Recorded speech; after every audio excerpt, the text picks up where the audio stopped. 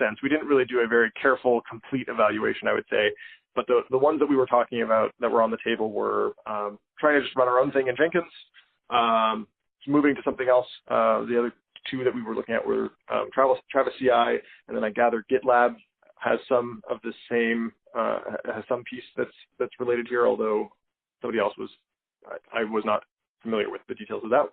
And then the other option that's also sort of slightly crazy that we have also looked at is that we are primarily a Google Cloud. We are exclusively a Google Cloud platform company. So our entire product runs on Google Cloud, and Google at this point also sort of has some, let's say, not very baked, but has this sort of cloud build thing that they are trying to argue is some sort of a continuous integration sort of thing.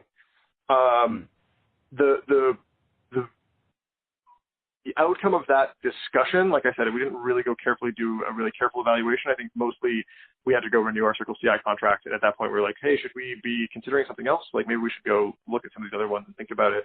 I think I was involved in that discussion. I think our conclusion was that we liked. There was the big thing that actually, I think Circle CI has been a pretty good solution for us. I think there's really no complaints.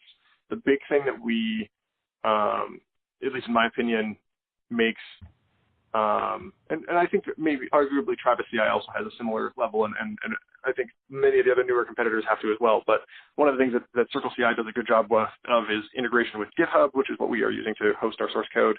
So if you're sort of having a project that's on GitHub, you don't really have to do any work whatsoever to get set up and using it, which is great. And the other thing that I think has convinced us to stay with Circle CI is they've changed to this per container pricing model versus the previous thing where they had like you pay for a fixed number of containers so you can run at any time, say 10 builds at a time, and that's it. And so we would end up with these situations where we'd have build queues sort of in the afternoon when things were really busy.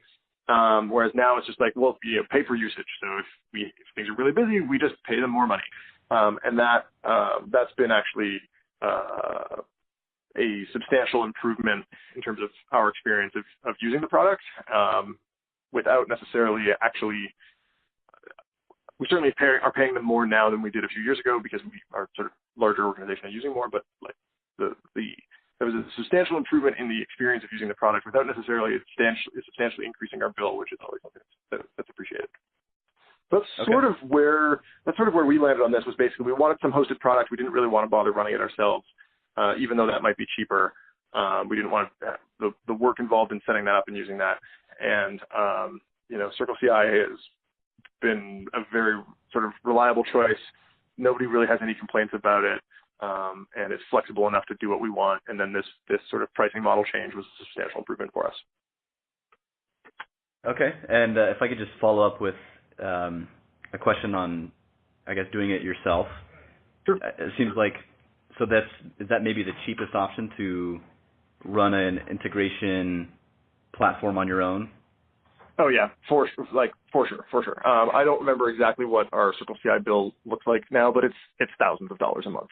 Whereas, we could run the same amount of compute inside of our own existing Google Cloud project for, I don't know, $300 a month or $500 a month. Like it's probably a factor of 10 or something like that in terms of a price difference. I'm just guessing here. The thing that has always been, I think the thing that at Bluecore we have usually made the choice of in general is, and I certainly believe this as well, is personally is just you get both improved quality by purchasing this as a service from some other organization, just in terms of the fact that this is their product, like it's their bread and butter. You generally get some sort of continuous improvement in terms of hopefully additional features, user interface improvements, things like that, without necessarily having to take any effort. And so, our choice generally is that we will purchase services from people where there is the appropriate sort of infrastructure component, rather than spending hours